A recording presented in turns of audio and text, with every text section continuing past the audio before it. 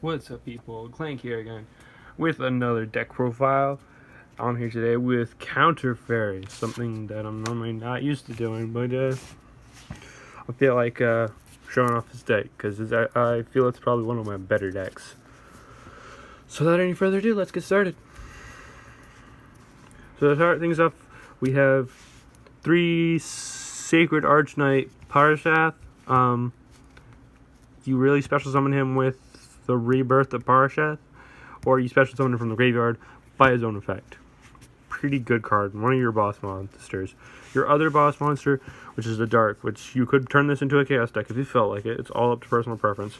Vandalong, the Dark Dragon Lord, which when you activate a counter, when you negate the activation of opponent's spells, trap cards, or opponent's monster effect with a counter trap. Except during the damage step, you can special summon this card from your hand. If summoned this way, resolve the sequence depending on the type of card or cards negated by the counter trap. If it was negated by a spell, 1500 trap, target one card your opponent controls, destroy it, or monster, target one monster in your graveyard and special summon it. Normally try and negate spells, so you do the burn to them.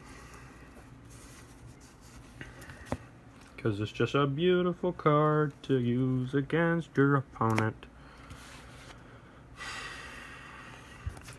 Next, you have 3 Ariande. My friend calls these crappy Ariandes because they're common right now, and I haven't replaced them for higher rarities. Ariande, so you don't take burn damage. You don't take effect damage from your counter traps or discard or anything, and it's search for the counter traps. The same thing that Parash does, except it's only when you destroy a monster. Next, you have your 3 Power Angel Valkyria. When you negate, you add a light fairy monster from your deck to hand. Pretty simple. You just add Honest, or you add Minerva, Scholar of the Sky. Minerva, Scholar of the Sky, it gains 100 attack, and if you have Sanctuary in the Sky, you add a counter trap with a different name from your graveyard to your hand. Pretty simple.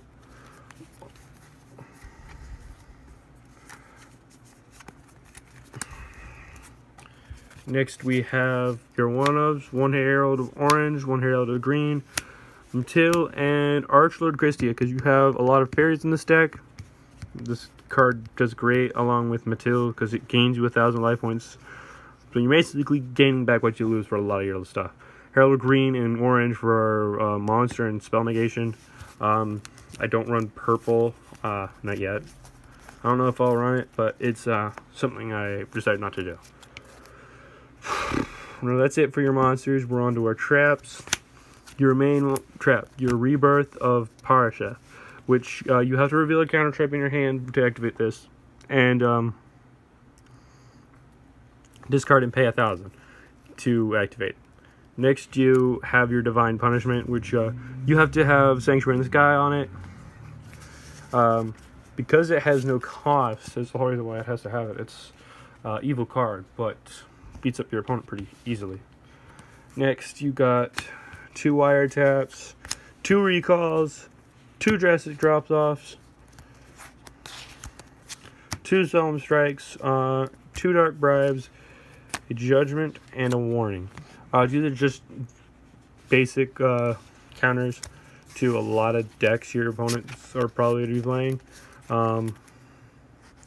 I haven't really lost too much other than Ritual Fairies with Herald of Perfect Light because I hate that card so much. Card freaking sucks.